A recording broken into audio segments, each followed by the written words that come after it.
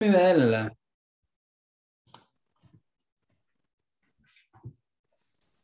Donc, bonjour, merci d'être avec nous. Donc, comme on en parlait, cette activité est un peu le prélude à l'Assemblée générale annuelle.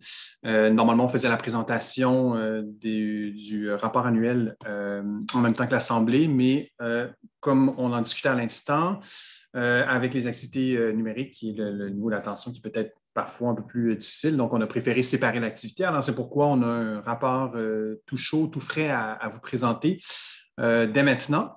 Je vais vous présenter les administrateurs là, qui ont pris part aux activités du CQM au sein du conseil d'administration durant l'année. Ils sont plusieurs. Certains ont quitté en cours d'année.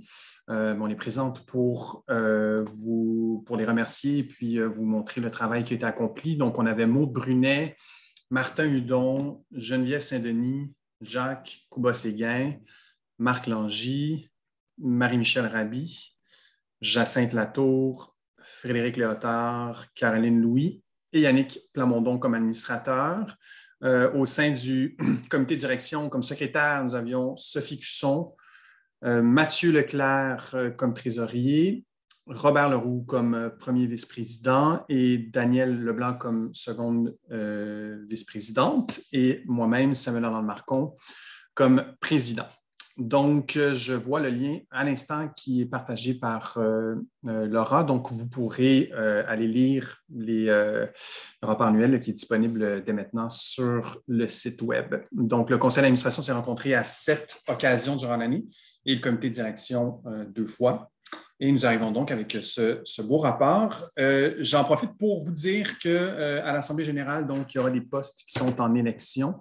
On va le dire de manière très transparente, on a eu peu de candidatures. Donc, on est présentement en train de solliciter quelques personnes. Alors, simplement pour vous dire qu'il est encore temps et même souhaité de déposer des candidatures là, pour le conseil d'administration pour la prochaine année.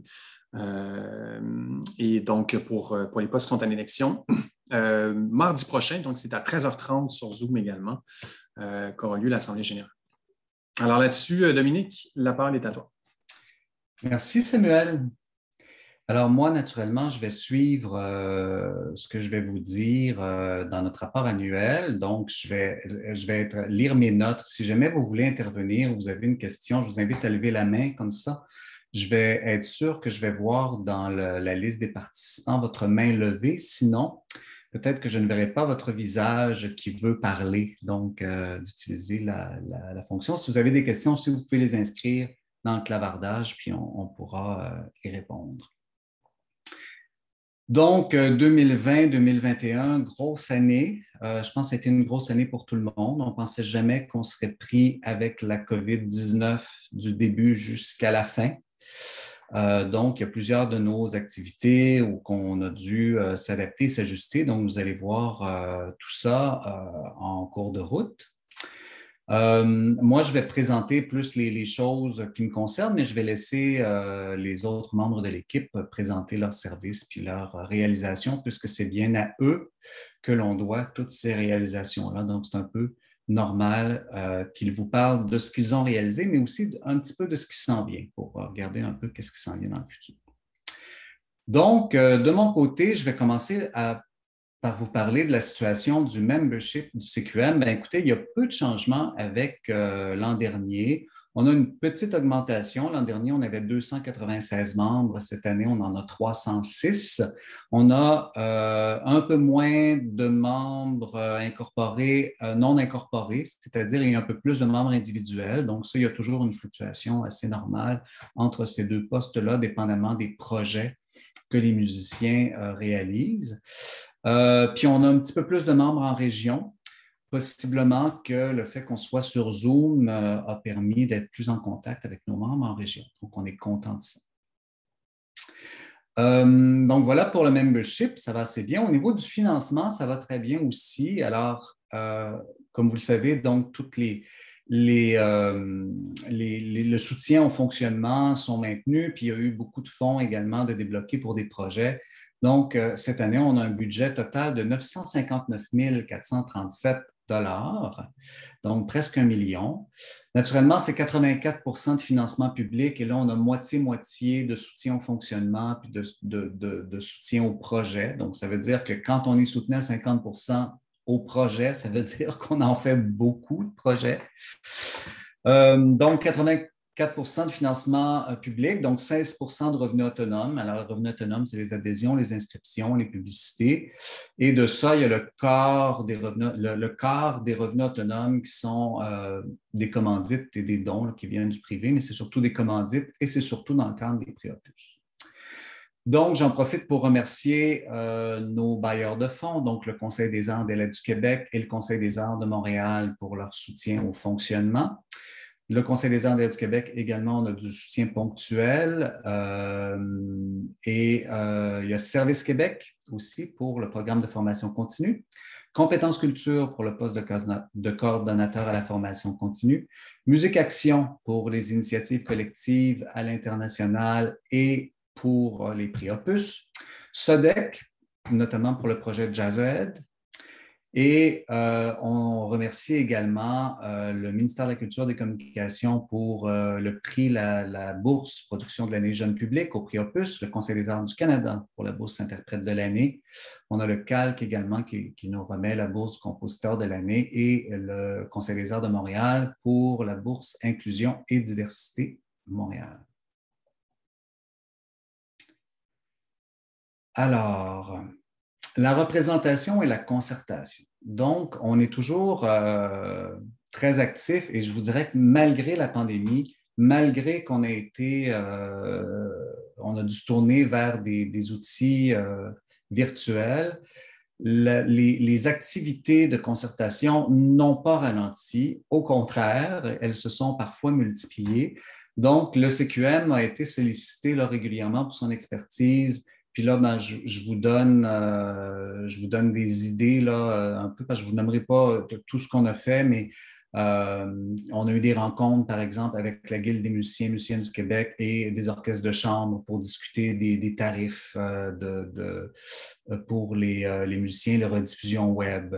On a participé à des consultations de Patrimoine Canada, on a participé à des colloques, on a participé à des discussions, entre autres, avec le Centre de ressources de transition pour danseurs, qui a également un volet qui s'adresse aux musiciens, donc pour les transitions de carrière.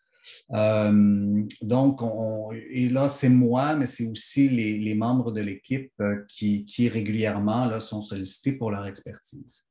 On donne des appuis aussi à nos membres. Donc, si vous avez des projets, puis vous dites, ah, ça serait intéressant d'avoir l'appui du CQM parce que ça validerait vraiment la pertinence du projet auprès du milieu musical, ben, on vous invite à nous faire des demandes. Donc, on en a donné 7 cette année pour différents spectacles. Donc, parfois des lettres d'appui à des partenaires, mais aussi à certains de nos membres. Donc, Latitude 45, le boulevard Saint-Camille, l'Opéra de Montréal, l'Agence d'artistes Daniel Lefebvre et le partenariat des quartiers des spectacles et les pianos Esmond-Wide ont eu des lettres d'appui pour leur projet cette année. Je vais rapidement, là, si vous avez des questions, vous levez la main. Les activités de représentation, ben, effectivement, là, tout le monde qui avait des activités l'ont transféré en virtuel. Donc, on a été très actifs encore là cette année. Je vous donne encore quelques exemples, mais on en a, je pense, 21 événements numériques auxquels on a participé. Des événements virtuels auxquels on a participé en cours de l'année. Donc, par exemple, l'Assemblée générale de compétences culture, c'est là que Brigitte est en ce moment, là, en même temps qu'elle est avec nous aujourd'hui. Mondial Montréal au CINAR, donc les foires commerciales. Le gala du Conseil des arts de Montréal, une activité qui s'appelait Create with Québec, qui était organisée par la Délégation générale de Québec à Londres. Des forums d'Orchestra Canada, la semaine numérique qui est faite au Québec. Donc, en fait, c'est quelques exemples pour vous montrer l'étendue et la diversité des représentations là, que l'on peut faire au sein des différentes activités pour représenter le milieu musical. Au niveau des représentations politiques, il y a eu un projet, cette année, on a été interpellé par un comité spontané qu'on a travaillé sur un projet qu'on a appelé le projet Oscar Peterson. En fait, c'est plusieurs partenaires, là, dont Tim Brady, qui était l'initiateur du groupe, mais il y avait plusieurs autres partenaires qui étaient là. Puis on a fait des représentations auprès de la Ville de Montréal pour s'assurer qu'il y ait une infrastructure importante, une infrastructure publique importante qui porte le nom d'Oscar Peterson. On voulait d'abord, on pensait à une station de métro, on pensait à une station du REM qui s'en vient. Et finalement, on a appris là, dernièrement, le 31 août, ça a été annoncé qu'il y aura une place publique qui sera baptisée le nom d'Oscar Peterson. En fait, ce sera aménagé en même temps que la piétonisation de l'avenue McGill College, qui est prévue là. Les travaux vont débuter en 2023, je pense. Et la place va occuper une portion située entre Sainte-Catherine et Maisonneuve, tout juste en face d'une station du REM. Donc, je pense que c'était important qu'il y ait un musicien et un musicien jazz et un musicien jazz noir du Québec qui soit vraiment reconnu à sa juste valeur. Donc, on est très content du résultat. Alors, il y a eu ce projet-là, mais sinon, je vous dirais que les représentations politiques cette année ont principalement porté sur la COVID-19. On a eu 11 rencontres avec le ministère de la Culture, des Communications et la Santé publique pour le suivi des mesures sanitaires de la COVID-19. Moi, de ma vie, je n'ai jamais vécu ça, avoir 11 rencontres avec le ministère dans une année. Quand on réussit à en avoir une, on se trouve chanceux. Donc, c'est vraiment exceptionnel. C'est ce qui fait aussi que le dialogue a vraiment été important et constant. Donc, au niveau des budgets, au niveau des projets, au niveau du soutien, au niveau des mesures, de l'application des mesures, de nos préoccupations, tout ça, il y a vraiment eu un dialogue hors du commun qui a eu lieu cette année. Et bon, je pense qu'il faut être quand même content du résultat, même si parfois ça a été difficile. On a joué un peu au yo-yo avec les mesures sanitaires, tout ça, mais vraiment, ce n'est pas parce que la communication avec le ministère n'était pas là. Donc, ça, vraiment, je pense que c'était un des moments forts de l'année, là. Et j'espère qu'il y a quelque chose qui restera de ça après la COVID. Puis au niveau aussi, oui, c'est ça. Et en fait, au niveau des représentations politiques, là, il va falloir reprendre le bâton de pèlerin. Alors, la Coalition La Culture, le cœur du Québec qui a été tranquille cette année parce que tout le monde était pris avec la COVID, va reprendre du service naturellement parce qu'on s'inquiète du budget du printemps prochain, le budget gouvernemental qui sera un budget post-pandémique. Donc, qu'est-ce que ça voudra dire? Ce sera aussi un budget électoral, puisque les élections seront à l'automne 2022. Donc, tout ça et le budget et les élections, ça veut dire qu'on a une grosse année de représentation à faire là, pour défendre les intérêts du milieu culturel. Donc, vous serez informés de ça en cours d'année.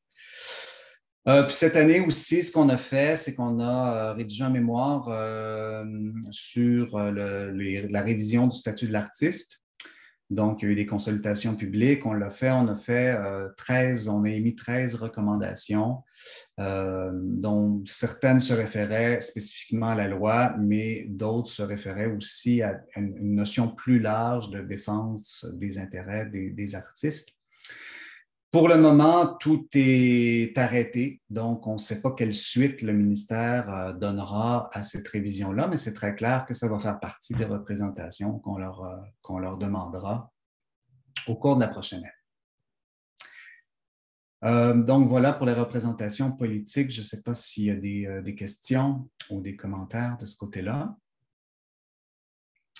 Sinon, au niveau de la concertation, simplement vous dire qu'on est encore très actif dans plusieurs comités. Donc, je suis toujours président du Conseil de formation en agriculture de l'île de Montréal pour toute la formation du milieu culturel. On est très actif aussi au groupe de travail sur la fréquentation des arts de la scène. Il y a une campagne de promotion en ce moment qui s'appelle « Laissez-nous vous oublier, vous éblouir ». Vous serez sollicité pour participer au partage de cette campagne-là très bientôt dans les prochains jours.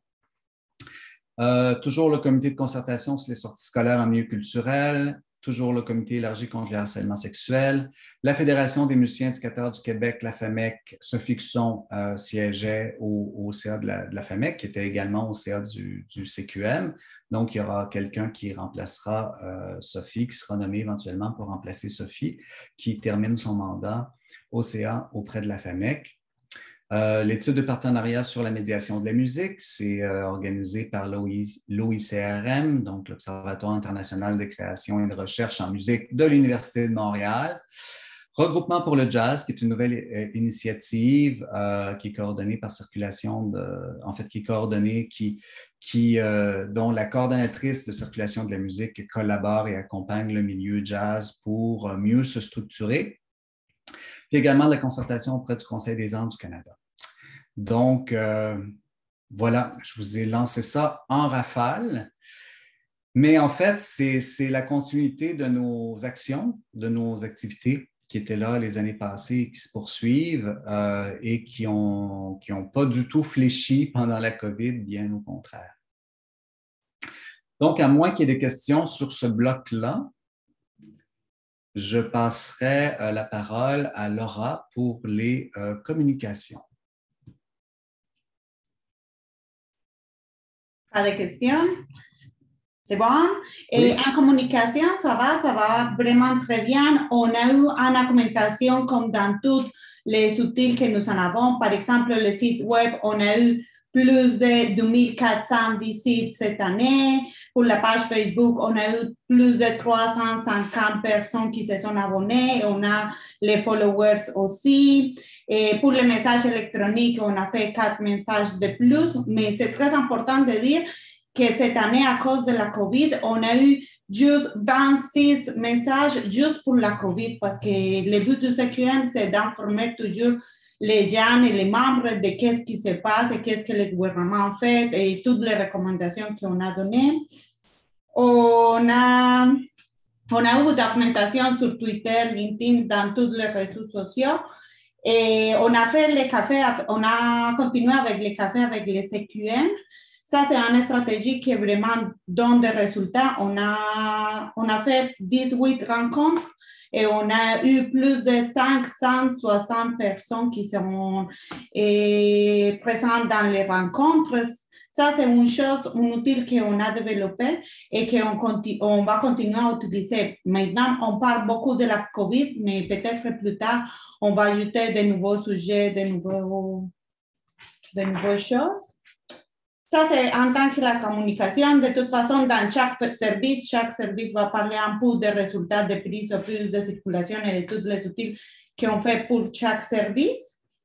Pour la diffusion de vidéos de membres sur la fabrique culturelle, l'année passée, à cause de la COVID, on a augmenté l'entente. On a eu la publication de 13 capsules de vidéos. Normalement, on fait 6 ou 7. Et c'est tout. C'est bon. Voilà. Oui, l'an dernier, étant donné que c'était la COVID, on a donné un coup pour la diffusion numérique. Naturellement, notre entente avec la fabrique, cette année, on revient à 6 vidéos. Donc, il y aura 6 vidéos cette année qui sera publiée.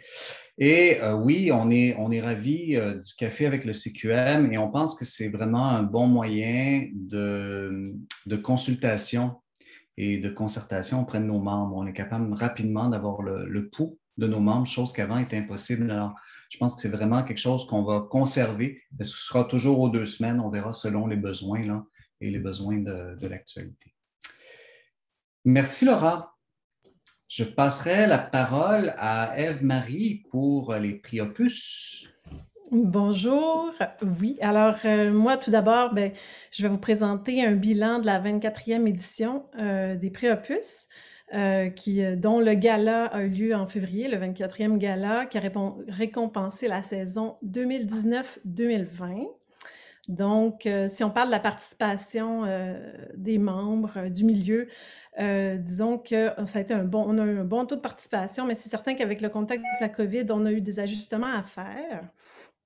Notamment, on a seuls les concerts en salle de l'automne 2019 et de janvier, tout l'hiver, janvier jusqu'à mars 2020. C'est seulement ces concerts-là en salle qui ont pu participer aux différents prix concerts de l'année, ce qui a provoqué l'annulation par manque de participation, évidemment, sur le total de l'année. Là, c'est 50% de moins d'une année normale de participation. Donc, on a eu 3 catégories qui ont dû être annulées pour cette édition-là, malheureusement. La catégorie concert de l'année musique actuelle électroacoustique, concert de l'année musique du monde et concert de l'année musique traditionnelle québécoise.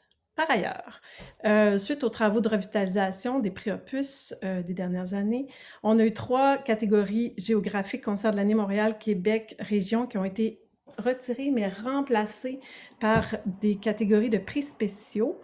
Donc, le prix Opus Québec, le prix Opus Région. On n'a pas remplacé Concert Montréal parce qu'on avait déjà en place le prix Inclusion et Diversité Montréal qui représente Montréal. Donc, voilà, ça c'est un peu une modification de cette édition-là.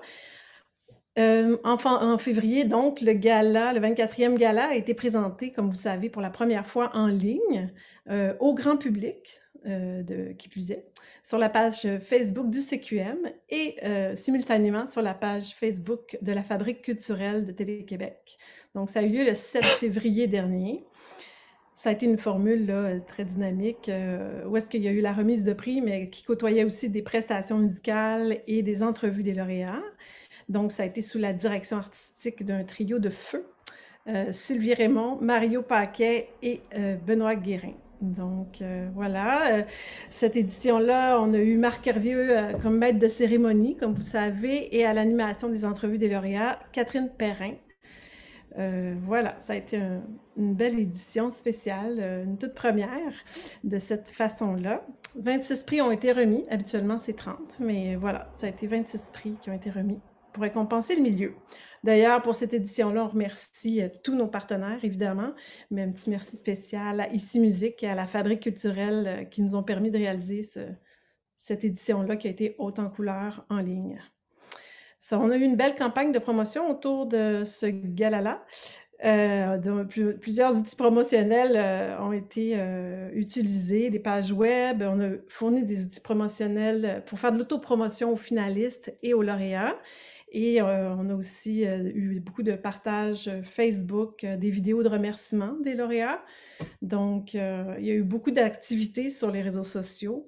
Je vous invite à consulter le rapport annuel si vous voulez avoir tous les détails, les statistiques. Et ensuite, ce que je pourrais vous dire aussi, c'est les partenaires médias pour cette édition-là. On a eu, en plus de nos traditionnels qu'on a, on a ajouté un nouveau qui est sortijazznights.com. Donc, voilà. Ça conclut pas mal le bilan de cette 24e édition. Et si je vous parle un peu de ce qui est arrivé de la participation à la 25e édition durant la dernière année, parce que c'est toujours ça, hein, parallèlement, je vous parle de la 24e, mais parallèlement, il y a toute la participation de la 25e. Donc, cette édition-là, elle se terminait là, à la fête du travail. Et par rapport aux activités du milieu, vu qu'il y a eu très peu de concerts en salle, eh bien, on a été obligé de suspendre les inscriptions de concerts en salle pour les prix Opus, mais nous avons mis en place, en remplacement, les mentions d'excellence du CQM, concerts et créations web diffusés.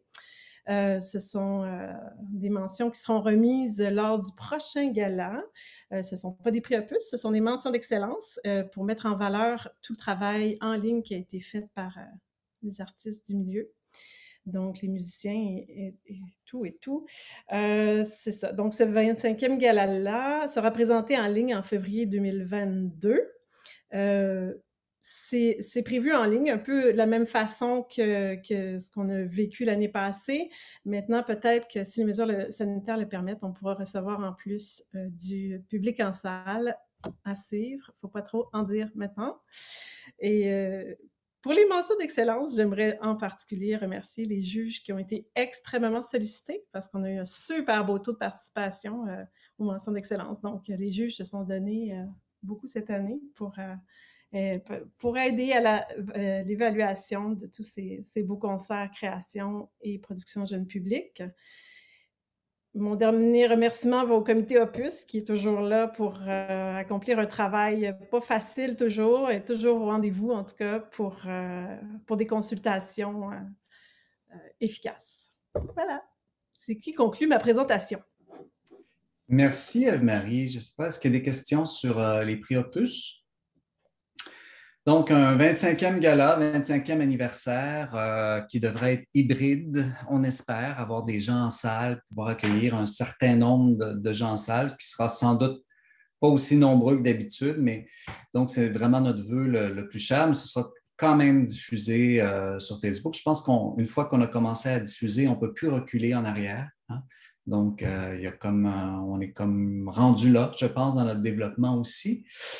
Puis bien sûr qu'on espère que la 26e saison, on verra le retour des concerts vivants. Donc, naturellement, comme les salles ont été fermées cette année, on va essayer de tirer l'attention sur les concerts vivants lors du gala d'une autre façon qu'en remettant des prix Opus. Mais voilà, on espère que la 26e saison, tout rentrera dans l'ordre. Alors, merci, Eve-Marie. Je passerai la parole maintenant à Brigitte, qui est notre nouvelle coordonnatrice, Brigitte Desrosiers, notre nouvelle coordonnatrice à la formation. Alors, d'entrée de jeu, je remercie Michel Raphaël, qui n'est pas avec nous aujourd'hui, mais qui a été coordonnatrice pendant 3 ans à la formation continue et qui a fait un très bon travail. Donc, Brigitte vient tout juste d'arriver. Ça fait à peine, c'est la 3e semaine, je pense, qu'elle est là avec nous. Donc, peut-être, Brigitte, si tu veux bien, je vais résumer un peu ce qui s'est fait l'année dernière, puisque tu es au courant, mais que c'est encore des choses nouvelles pour toi. Je te laisserai présenter peut-être ce qui s'en vient au niveau de la formation. Donc, la formation continue. Alors, grosse année en formation continue aussi.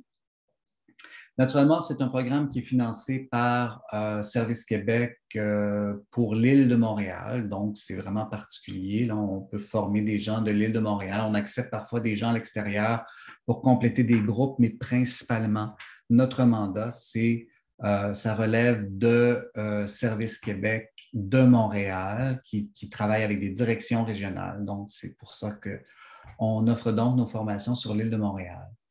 Donc, il y a eu 18 formations de groupe en ligne, dont 2 qui ont été même transformées en format personnalisé. Parce que là, on avait prévu, avant de faire une année de formation comme d'habitude en présentiel, mais quand on a vu la situation avec la COVID, on a dû transformer l'ensemble de nos formations en formations virtuelles.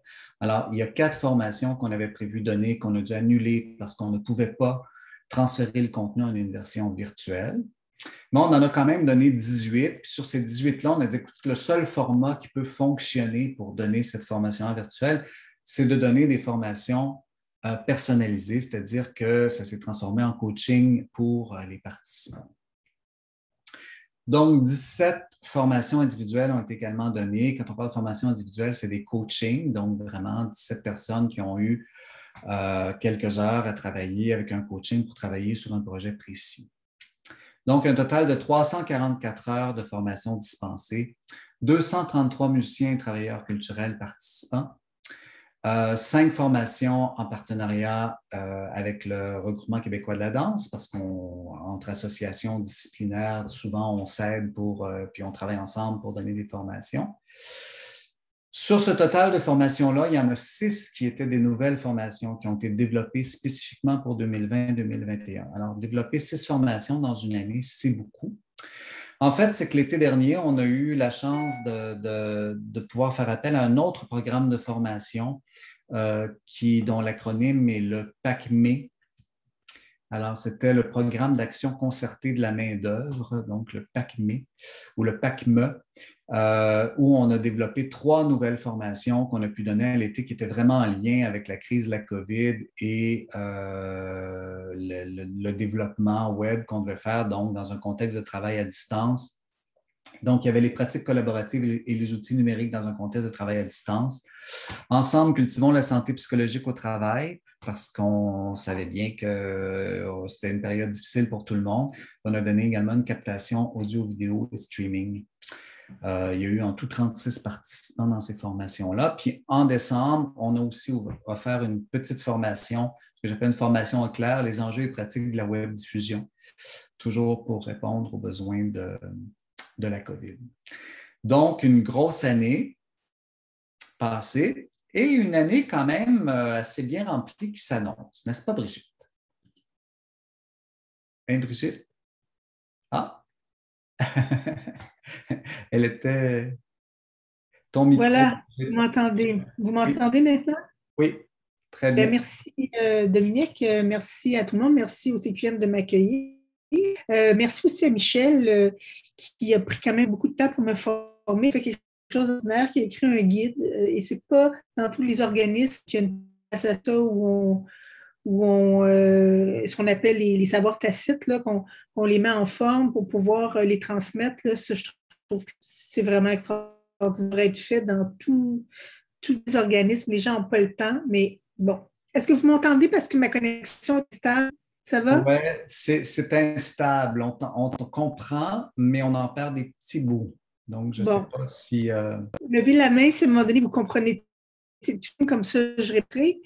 Alors, cette année, oui, il y a une offre qui est abondante, qui a été préparée évidemment par les comités, par Michel, une vingtaine de formations. Il y en a une qui est en attente qui concerne la santé mentale. Et ce que j'ai pu comprendre, c'est que c'était une autre structure qui s'occupait de ça. Donc, sinon, encore une fois, pour le métier, à la fois des enseignements techniques, finaler à des sur le plan de la promotion, sur le plan du développement de carrière. Ça ne va pas? Vous ne m'entendez pas du tout? Oui, on a manqué un petit bout. Est-ce que je vois faire la grimace? On a manqué un petit bout, effectivement. Oui. C'est les joies de la... Écoutez, je vais quand même dire ce que... Si vous avez des questions, ensuite, vous pourrez me les poser. Là, ça va? OK. Oui, c'est revenu. Donc, moi, la tâche que je me donne, évidemment, c'est de faire honneur au travail de Michel et des comités en faisant en sorte que tout se passe bien. Et j'ai des apprentissages à faire techniques et de procédures là, qui sont un peu compliqués. Et puis de suivre le calendrier qu'elle m'a fait. Et dès le mois de février, on va rassembler les nouveaux membres du nouveau comité pour penser à la saison prochaine. Et là, ça va être intéressant. Donc, moi, j'ai des idées, mais pour l'instant, c'est peut-être des idées qui ont déjà été tentées, puis ça n'a pas fonctionné. Donc, je ne sais pas encore. J'ai beaucoup encore de lecture à faire, de voir ce qui a été fait. Et je sais qu'il existe, par exemple, des études, que Compétences Culture a produit des études sur les besoins des artistes, des musiciens. Donc, je dois prendre compte de tout ça. Ce que je veux dire, c'est sûr que de par mon parcours, il y a quelque chose qui m'intéresse. Par exemple, je vais vous donner un pierre, on parlait à Compétences Culture, on échangeant de créateurs, et on parlait des formateurs, des formats de formation, et là, je leur demandais, par rapport au contenu, comment vous faites pour savoir si vos formateurs ont accès aux données probantes? Parce que c'est pas juste... Parce que Compétences Culture est très centrée sur la pédagogie. Est-ce que la formation est pédagogique? Est-ce que la formation a des interactions? Est-ce que la formation est vivante? Mais par rapport au contenu, ça, c'est quelque chose qui m'interpelle.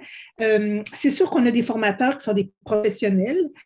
Ce que j'aimerais savoir, c'est au Québec, à Montréal, au Canada, dans les institutions de recherche, qui fait de la recherche sur notre milieu, qui fait de la recherche sur les conduits des musiciens, qui fait de la recherche sur le développement de public, qui fait de la recherche et est-ce que les données sont accessibles? Est-ce qu'on a accès à ces données-là? Donc, si je pouvais, et je ne sais pas du tout si ça va rentrer, si j'aurai le temps, ça va rentrer dans mon mandat, mais de créer un lien avec ceux qui produisent ces connaissances pour pouvoir justement faire en sorte qu'il y ait plus de gens possible en fait, dans nos milieux qui aient accès à ça.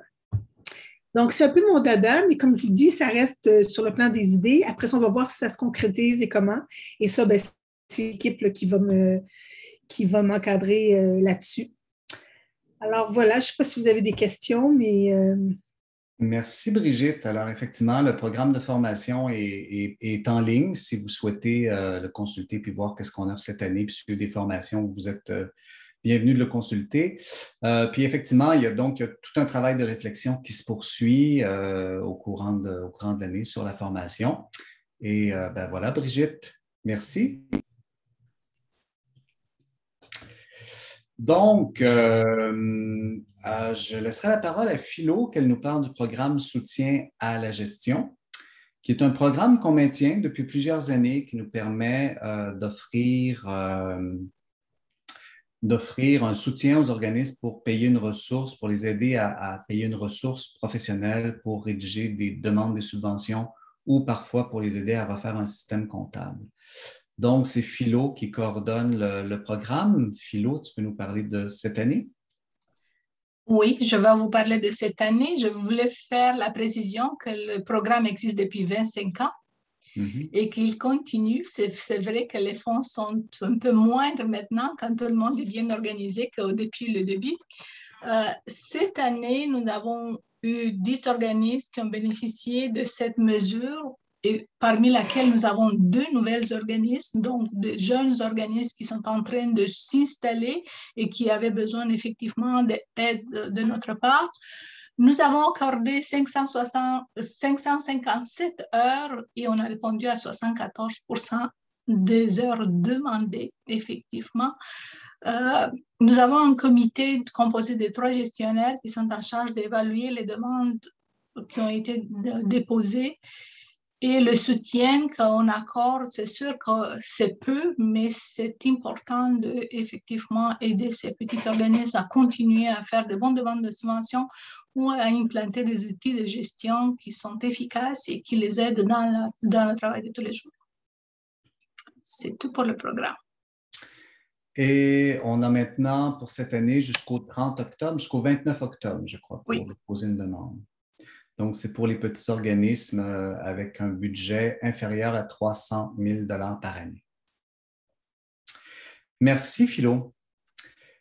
Claudine, avec Circulation de la musique.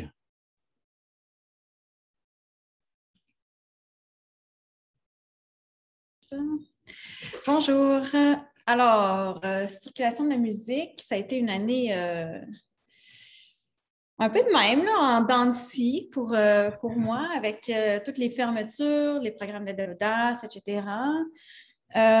Et les événements qui ont été annulés. Donc, je vais aller brièvement, surtout qu'il n'y a pas beaucoup d'entre vous là, qui déposent nécessairement sur la plateforme. Donc, ce qu'il y a à retenir pour la plateforme Circulation de la musique pour la saison 2020-2021, essentiellement, c'est 50% de réalisation. C'est-à-dire, on a eu 30 diffuseurs qui ont été soutenus, mais dans ce qui a réellement eu lieu, finalement, il y en a eu 16 qui ont réclamé le soutien.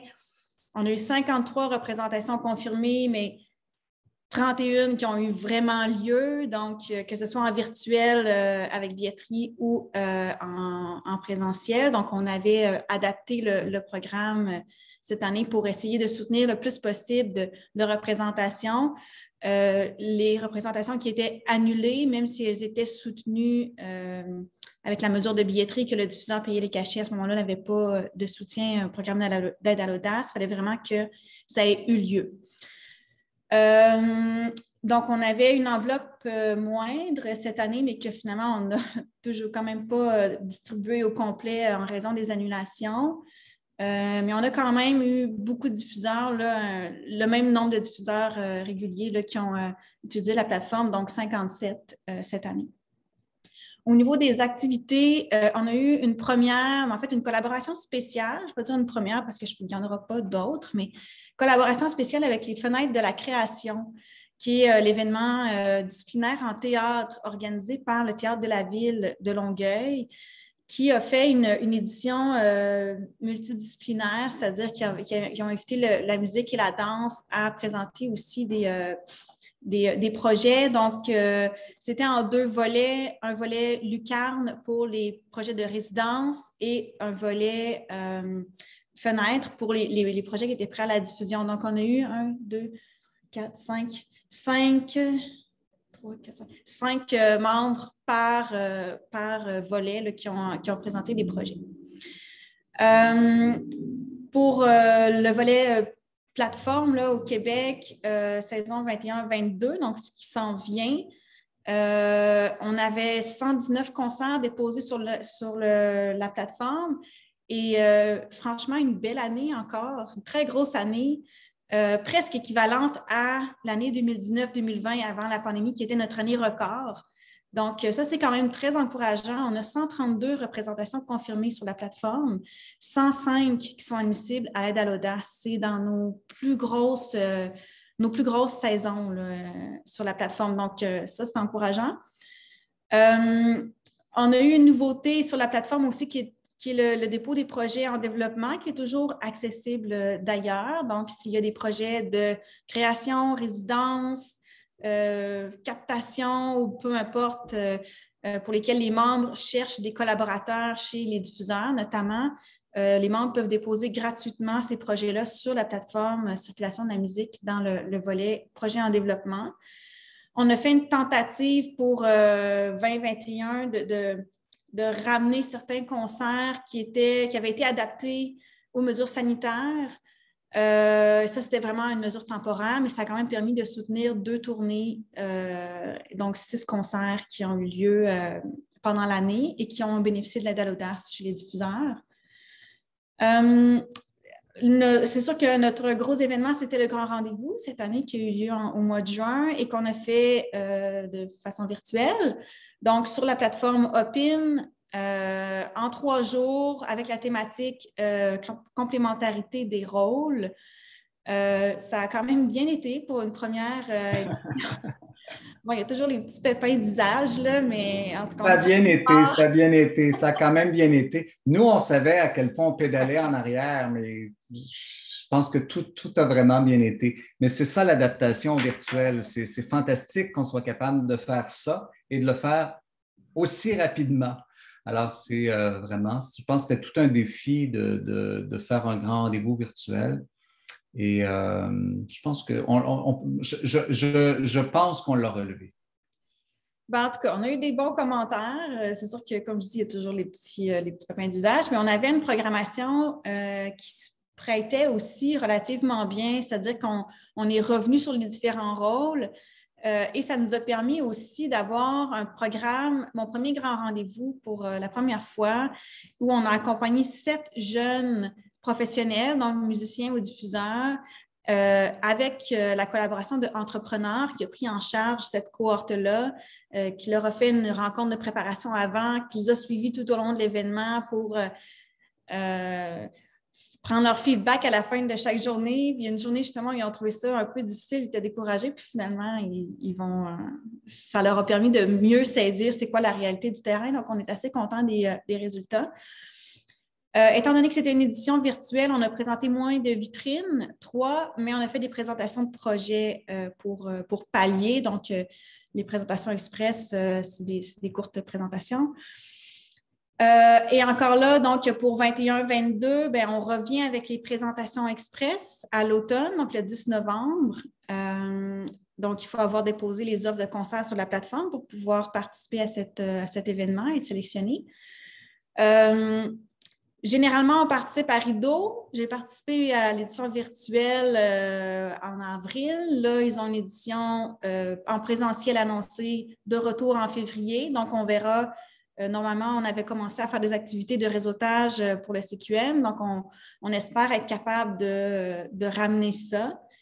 Là, je ne sais pas si j'ai le droit de l'annoncer, mais en tout cas, je vais le faire pareil, Dominique.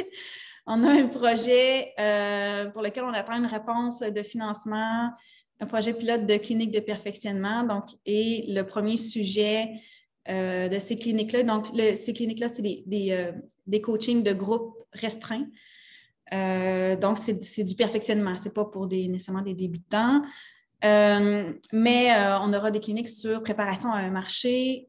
Et donc, plus de détails suivront si on a le financement qui vient. Donc, ça peut être un marché au Québec ou ailleurs. Bref.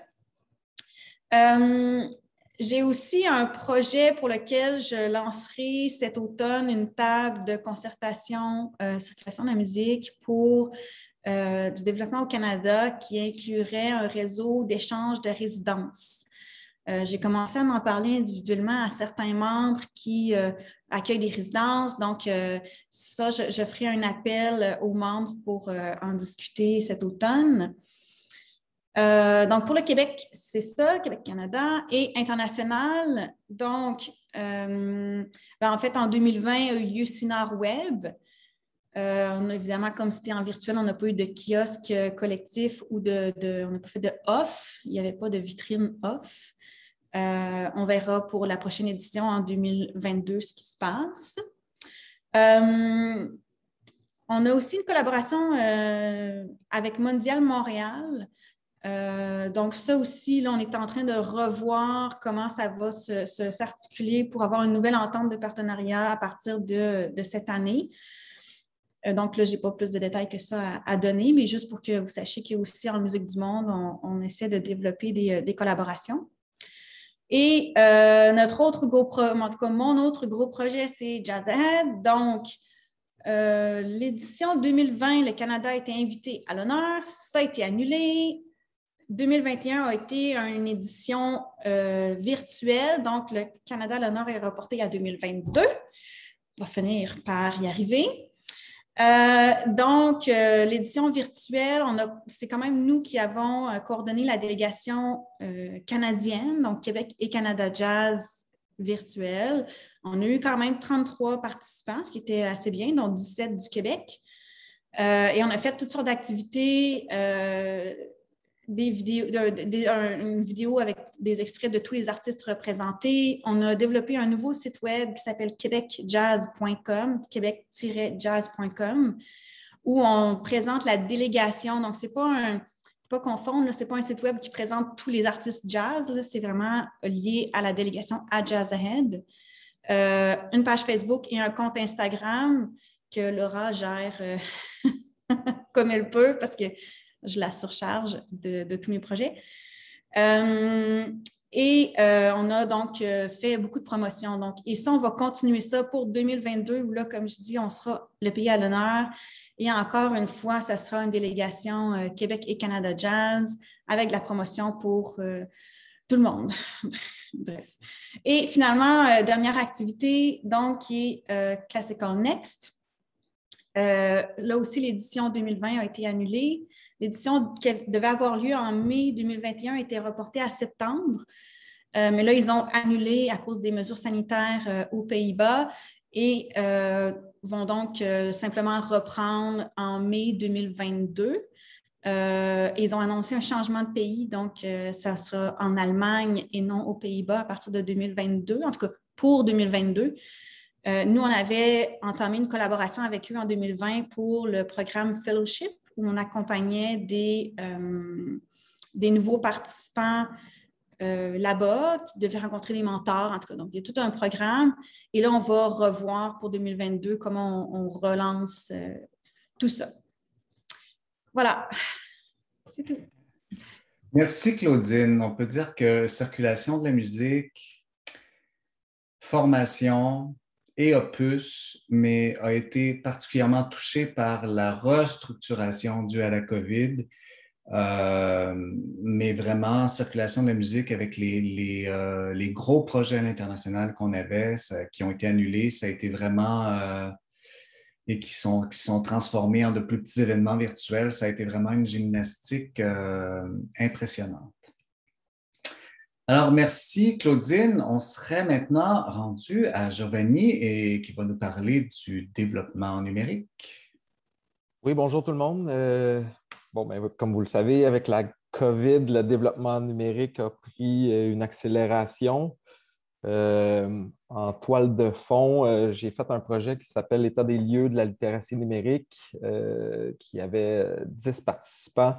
Donc, l'idée de l'exercice, c'était de cerner qu'est-ce que la littératie numérique pour les professionnels de la musique. Puis là, il y avait 10 participants de différents rôles, donc producteurs, diffuseurs, gérants, et issus de toutes les régions du Québec le plus possible. Donc, on essayait d'avoir la meilleure représentation possible. C'était des entrevues semi-dirigées sur différentes dimensions de la littératie numérique. Là, ça peut aller des outils collaboratifs utilisés, des communications, du marketing numérique, de la gestion de données. Bref, c'est un survol. Et finalement, c'était de cerner aussi c'est quoi les variables d'influence de la littératie numérique, qu'est-ce qui sont les facteurs favorables. Donc, un des constats principaux était vraiment les organisations qui ont le savoir-faire en valorisation de données ont vraiment un pas d'avance sur les organisations qui n'utilisent pas les données. Il y a plein d'autres conclusions que vous pourrez consulter. En fait, je vais vous mettre le lien dans le chat si ça vous intéresse. Puis aussi, par le fait même, je voudrais remercier ceux qui ont participé. Ils ont été très généreux de leur temps. Il y a des entrevues qui pouvaient durer entre 1 heure et ça pouvait même passer 3 heures de temps accordé à faire ces entrevues-là. Donc, l'ensemble du document là, est disponible sur notre site web, mais j'ai mis le lien dans le chat. Aussi, en parallèle. Oui, puis je dirais, Giovanni, c'est intéressant parce que pour nous, ça va vraiment nous permettre ça nous a vraiment permis de savoir où est rendu le milieu parce que tout le monde est à un stage de développement différent, un niveau de développement différent. Donc, ça nous permet vraiment ensuite de pouvoir orienter vraiment nos actions selon les besoins réels des membres. Donc, c'est très précieux. Continue, Jean. En fait, oui, l'idée, c'était de prendre une photo puis de se dire, bon, mais à partir de maintenant, comment on peut mieux avancer dans le numérique, sachant que la photo est prise, comment on avance là-dedans. En parallèle de tout ça, je fais aussi partie du réseau ADN, des agents de développement numérique du Québec. On a développé un outil de diagnostic numérique qui est beaucoup plus... en fait, c'est une version simplifiée pour le commun des mortels pour savoir comment se situer par rapport au numérique sur des dimensions qu'on a aussi simplifiées, je pourrais dire. Donc, vous pouvez le faire vous-même. C'est un outil qui est disponible en ligne. Ça vous aide à vous situer par rapport à différentes dimensions, par exemple en communication ou en données. Bon, voici mon niveau de maturité. Qu'est-ce que serait ma prochaine étape? Donc, ça a été fait en collaboration avec le Hub 01. Et puis, je vous ai mis le lien dans le chat. Donc, si vous voulez aller vous amuser avec ça, vous évaluer vous-même ou votre organisation en termes de maturité numérique, c'est un exercice le fun à faire. Et si vous avez des questions, vous voulez en jaser plus longuement, ça va me faire plaisir là, de vous parler de ce projet-là. Ensuite, je pense que Dominique en a fait mention. Il y avait des demandes aussi avec la pandémie en numérique. Tout ce qui était le volet web diffusion, on s'est reviré de bord assez vite, puis on a mis une formation spéciale avec Hugo Chavary assez rapidement pour savoir c'était quoi les enjeux de la web diffusion pour que nos membres puissent avoir accès à cette information-là avant de vraiment se lancer là-dedans, de connaître les paramètres de tout ça. Là. Donc, ça a été fait en réaction là, justement avec la COVID, puis la demande, là, notamment les balises juridiques, les différentes plateformes qui sont utilisées, les équipements qui sont nécessaires à une web diffusion, etc., etc.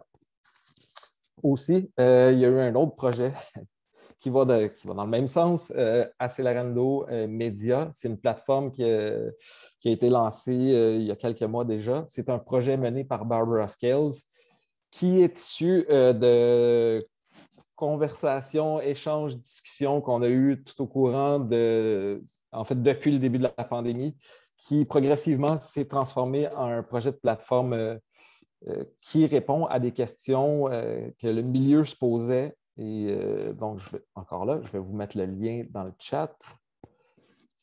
Et c'est une plateforme bilingue. Donc, il y a beaucoup d'informations là. Aussi, je voudrais remercier Laura et Michel Raphaël qui ont participé aux discussions, qui ont vraiment contribué là, à mettre ce projet-là en œuvre dès le début. Puis là, vous allez pouvoir voir sur le site Internet, il y a des questions qui se posaient. Dois-je mettre ma musique en ligne gratuitement? On essaie d'y répondre. Qu'est-ce que le droit d'auteur numérique? Comment ça fonctionne? Il y a tous ces aspects-là. Qu'est-ce que la métadonnée? Donc, c'est des courtes vidéos qui vous donnent de l'information là-dessus. En parallèle de ça, il y a eu aussi un autre comité qui était organisé par Orchestra Canada, le Digital Strategy Steering Committee, auquel j'ai participé. Puis encore là, c'était vraiment pour stimuler la littératie numérique. On a parlé de métadonnées tantôt. Je fais aussi partie du CA de Métamusique. Brièvement, Métamusique, c'est vraiment pour l'indexation des contenus d'enregistrement sonore, c'est-à-dire de bien identifier ces œuvres en mode numérique, mais aussi pour la simplification du versement des redevances pour les ayants droit. Donc, je ne rentrerai pas dans les détails aujourd'hui, mais encore là, si vous avez des questions, je sors d'un CA de Métamusique, c'est pour ça que j'étais un peu en retard aujourd'hui. Ça va me faire plaisir de répondre à vos questions si vous voulez en savoir plus. Il y a aussi d'autres initiatives comme Métaspectacle qui est dans la même veine que Métamusique, mais plutôt que ce soit de l'enregistrement sonore, c'est de la métadonnée au niveau du spectacle vivant et sur Internet. Donc, on voit qu'il y a plusieurs initiatives qui commencent à se ressembler et qui sont au niveau de la donnée, de la métadonnée, des échanges de données. Donc, voilà. Et une autre initiative qu'on est en train de développer avec Claudine et Scène Pro. Et là, on parle de l'offre de spectacles, comment on offre nos spectacles en ligne, sur quelle plateforme et comment tout ça peut s'articuler et être interopérable. Tout ça, tous ces projets-là. Pourquoi tu étais soufflé? Pourquoi tu étais soufflé, Giovanni? Voyons. L'idée de ces projets-là, c'est que ça soit pour simplifier la vie de nos utilisateurs, mais ça reste toujours très complexe de s'organiser pour pouvoir danser ensemble, si je peux dire ça, mais aussi de développer l'interopérabilité entre les différents systèmes, entre les différentes organisations. Donc, il y a tout ça qui est en jeu au niveau numérique. Et dans la dernière année, on a fait vraiment un bon bout de chemin à développer tous ces aspects-là. Pour la suite, on a fait affaire avec Christian Roy et Mériel Lehmann aussi, un petit peu plus tôt dans l'année, qui sont deux têtes d'affiche de la semaine numérique qui a eu lieu il y a déjà quelques mois. Donc, on avait une stratégie de transformation numérique au CQM. On a aussi un plan de transition avec Christian Roy en ce qui a trait à une migration vers une base de données interopérable. Donc, avec les différents projets et les différentes recommandations qu'on a eues des experts et des gens du milieu, on a élaboré un plan stratégique numérique dont il y a 7 principales propositions que j'ai élaborées au courant des derniers mois. Vous pouvez aller consulter le document. Il y a toutes les constats et les recommandations et ensuite des propositions stratégiques qui sont à la fin du document. Donc, je vous le mets ici dans le chat. Donc, pour conclure, ce qui s'en vient pour le numérique, je dirais qu'il y a quelques mots-clés, dont interopérabilité des systèmes, la donnée collaborative, gouvernance de données aussi qui va par le fait même, mais aussi le développement de la littératie numérique, que ce soit à l'interne, mais aussi pour le milieu. Donc, voilà les mots-clés qui sont l'ouverture pour la suite. Merci, Giovanni. En fait, le plan de l'agent de développement numérique, ce projet-là qui nous a été offert par le Conseil des arts et lettres du Québec, se termine au mois de mars. Alors, naturellement, on fait des grosses représentations pour que ce projet-là de réseau d'agents de développement numérique partout au Québec se poursuive, parce qu'on est en plein milieu du travail pour vraiment d'abord pour le CQM, de prendre le virage numérique, c'est-à-dire de vraiment s'outiller pour être capable de jouer un rôle clé dans cet univers-là numérique. Il vous a parlé de plusieurs projets, là, Métamusique, Métaspectacle qui est chapeauté par la Disque, Scène Pro qui est chapeauté par Rideau. Il va falloir que le CQM se positionne à travers tous ces joueurs-là. Puis je pense que la meilleure façon de le faire, c'est de pouvoir interagir avec eux et ça va passer par la donnée. Donc, on est vraiment en réflexion de ce côté-là, puis on va voir comment les choses vont se développer cette année, mais c'est vraiment les orientations que l'on prend en ce moment. Alors voilà, on aurait fait le tour de notre rapport annuel. On aurait fait le tour. Je tiens à remercier vraiment tous les membres de l'équipe. On défile ça là, rapidement. Des fois, je me dis, mon Dieu, ça doit être un peu assourdissant de nous voir parce que nous, naturellement, on connaît nos projets, on connaît les gens avec qui on travaille, on connaît les acronymes, on connaît les mots-clés, on connaît. Des fois, on présente ça, puis je me dis toujours, est-ce que c'est vraiment... Tu connais les acronymes.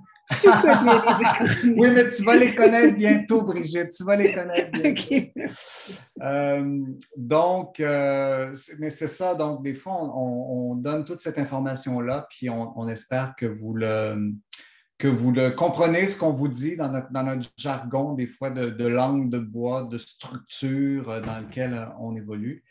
Mais ça pour vous dire, en fait, qu'on n'a pas chômé et on n'a pas l'intention de chômer l'an prochain. Donc, voilà. Samuel? Eh bien, vraiment, c'est toujours un moment qui prend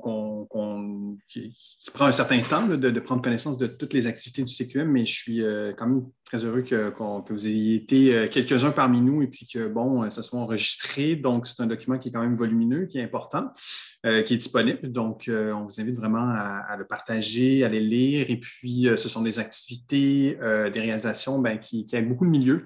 Et puis, je pense que le constat quand même qu'on dresse après cette année et demie, presque que 2 ans de pandémie, c'est que malgré tout, le mieux se maintient et puis il continue à se faire de la musique et de la très bonne musique de concert au Québec. Donc, encore une fois, vraiment, merci et bravo à l'équipe du CQM. Je remercie mes collègues qui ne sont pas là, mais qui travaillent dans l'ombre, qui sont quand même bien actifs. Et donc, je vous rappelle de vous joindre à nous pour l'Assemblée générale de la semaine prochaine. Donc, sur Zoom, encore une fois, on espère que ce sera la dernière édition et qu'on pourra se retrouver tous en personne très bientôt par la suite. Et je vous rappelle qu'on est en recrutement là, pour le conseil d'administration. Donc, si vous désirez vous joindre à nous, on parle de 5 à 7 rencontres par année au conseil d'administration. Et puis, toutes les expertises là, sont recherchées. Donc, si vous avez des questions, n'hésitez pas là, à nous rejoindre à ce sujet. Sinon, eh bien, on se dit à très bientôt et merci d'avoir été présent. Merci beaucoup tout le monde. À très bientôt. Merci.